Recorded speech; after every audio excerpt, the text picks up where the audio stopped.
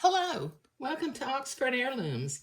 Today we're still working on the body of our bubble and we're going to create the elastic casings on both of the legs.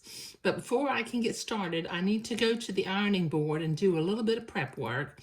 I need to fold the legs up by 1/4 of an inch and then fold them up by about 1/2 an inch and then pin them so that I can sew that.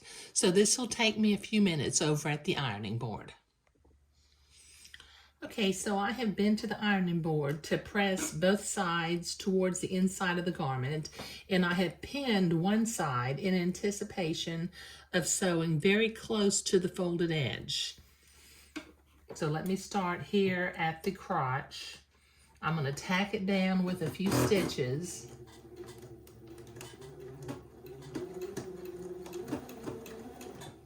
Take my pins out as I come to them.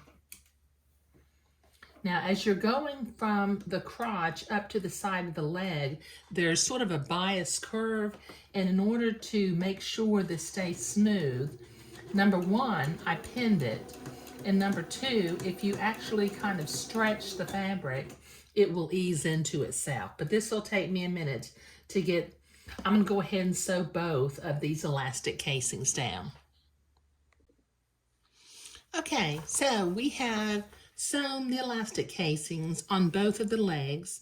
I had to stretch the fabric as I eased it around this curve, but I don't have any puckers, which is what I was going for. Now, the next thing we need to do is we need to cut some pieces of elastic. Now, this pattern simply says cut the elastic the same length as the child's measurement and add 1/2 an inch.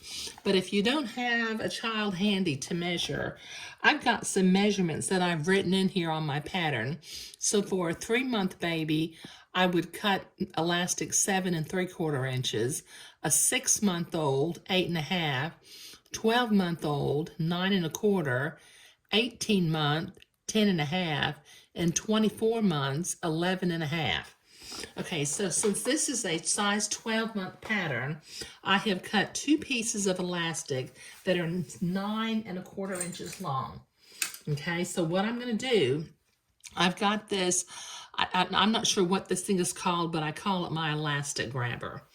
Okay, what this enables you to do is you run it through the elastic casing, and the circle keeps it from going through, and the end with the little hook and the little sort of a metal gate, you can simply grab the elastic with the little hook, grab it about 1/4 of an inch in so that the elastic doesn't ravel, and then you can slowly pull the elastic through the leg.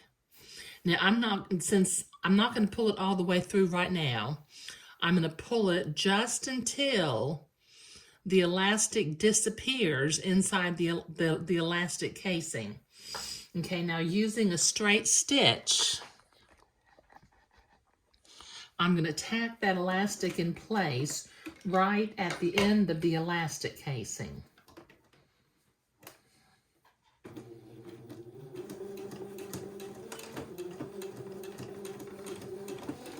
Just run some straight stitches over and across it 3 or 4 times. Okay, now that holds my elastic in place on one end of the leg casing. Now I can take the circular end and pull the elastic the rest of the way through the casing. Don't let it slip back in, but once again, pull the elastic back until it just disappears inside the elastic casing. And using the sewing machine again, tack that elastic in place.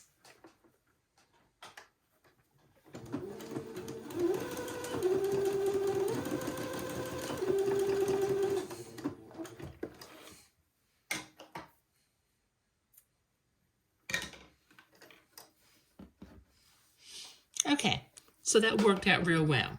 Just kind of stretch your elastic to get it to go smoothly down the length of the elastic. And I need to repeat this process on the other leg. Okay, so we have created the elastic casing and run the elastic through and tacked it down on both legs. Now in the next video, we will be cutting open the placket where we marked that on the back, and we will be sewing the placket into the back of the garment. But creating the elastic casings was what we were doing today. Thank you.